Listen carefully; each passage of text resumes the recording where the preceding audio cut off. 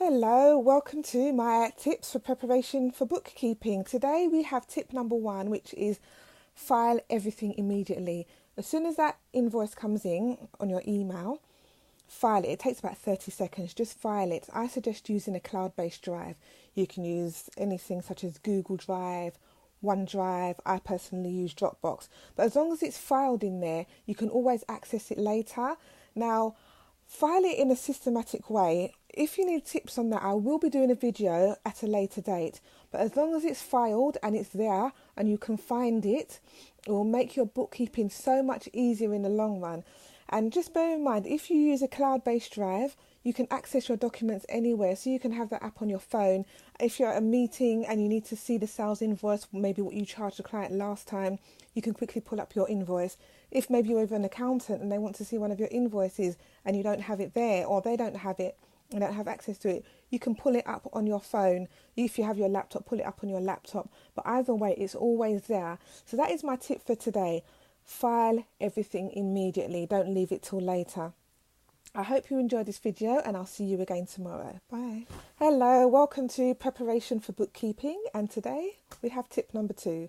Tip number 2 is set up a filing system. Now by that I mean within your cloud-based drive, have some folders which make sense to you and anybody else who may be looking for documents. So you would have a folder which would say sales, one which would say purchases, one which would say bank.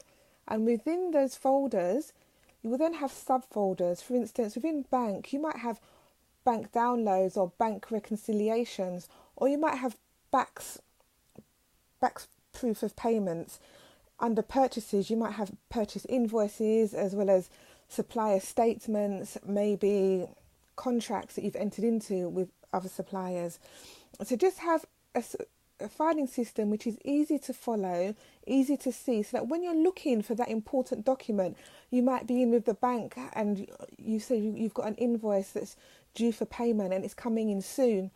You want to be able to find it just like that on your drive. If you have your laptop, if you have your phone, you don't want to be searching, scrolling, and just looking like you don't know where your documents are.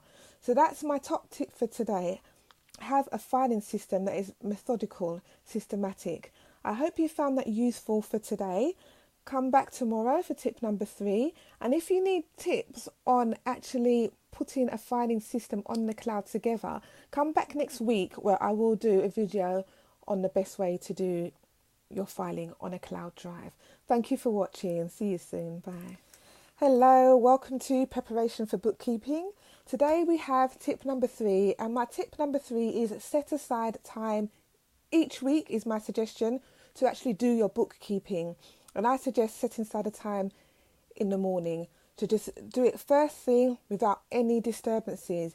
But what I mean by bookkeeping is by recording your transactions. So either recording it into the Excel system which you use, or I would say, as I keep saying, recording it into a cloud-based system, and set aside enough time for yourself. Because, for instance, if you're using Excel, you would need time to input all of your transactions or do your download from the bank if you're downloading and do your reports.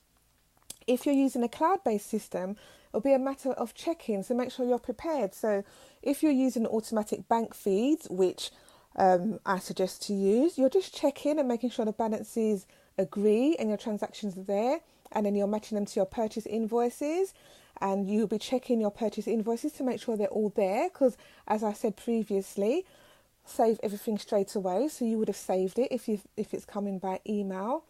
Also, you would be checking your sales invoices to make sure you've invoiced everybody and everybody's been paid, and then make sure that you've got enough time at the end to chase up anything, any missing invoices. Anybody that hasn't paid that is due, you want to chase them up in the morning so that they have the rest of the day to get back to you. So at least if they get back to you later in the day, you can finish it on that day. So that's my tip for today, is set aside time. Once a week in the morning is my suggestion.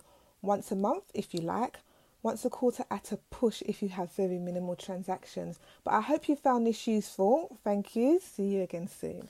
Hello, welcome to Preparation for Bookkeeping, and today we have tip number 4. Tip number 4 is set an order of tasks, of how you do your tasks for bookkeeping, and stick to it. Now, my suggestion would be you do your sales invoices, your purchase invoices, then you do your bank reconciliation, then you chase your debtors, then you pay your suppliers, and then you do your reports once all of that's done. Now, if you do your sales invoices, you get them out first. You find out if any's missing, then you get to send any extra out and make sure you get your money coming in first, which then brings you onto your purchase invoices so you can see who's been paid, who hasn't been paid, and ensure everything's in. So then you've got your sales, your purchases. Then, if you do your bank reconciliation next, everything that has already gone through your accounting system will then come through your bank. So really and truly, you should not have too many discrepancies on your bank if you've done your sales and purchases first. But once you've done your sales, your purchases and your bank rec, then anything that you need to chase up afterwards, it will come up after that. So after that, then you will see if there's any debtors that you need to chase, you chase your debtors. If there's any suppliers that you haven't paid and it's way beyond the date, then you pay your suppliers. Once all of that is in order and all your queries are sorted, you can then go on to do your reporting. So that's my suggested order of doing things, and that's the way I do things, because to me that makes sense and it's methodical, and you will be able to work through it quite nicely and easily in that order. So I hope that makes sense for you. Set an order and stick to it. You can tweak it or move it around depending on how your company works, because what works for one doesn't always work for the other. But just set an order of doing things and stick to it. Do it the same way each time you do your bookkeeping. I hope you found this useful. Thank you for watching. Goodbye. Hello, welcome to Preparation for Bookkeeping. And today is the final day, tip number 5 in preparation for bookkeeping. Now, my tip number 5 is, if you get into any difficulties or you're not sure about something, ask your accountant, ask your advisor. Don't do it and do it wrong. Don't spend your time stressing or procrastinating and wasting your time. Find out from someone in the know and get it right the first time. We will be happy to help you because we want you to get it right. And that's because if you get it right, you make our job easier. If you get it wrong and we have to repeat all the work, it will cost us a lot more time, which will then cost you a lot more money. So if you're still not sure, but you want to do your bookkeeping yourself, even go on a short business course.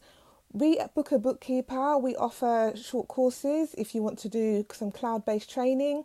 We do one-to-one or group-based training. Even for Excel, we do some mini Excel courses just to help you get your documents together and in order. But don't stress, don't panic, don't waste your time. Just ask. I hope you found this useful.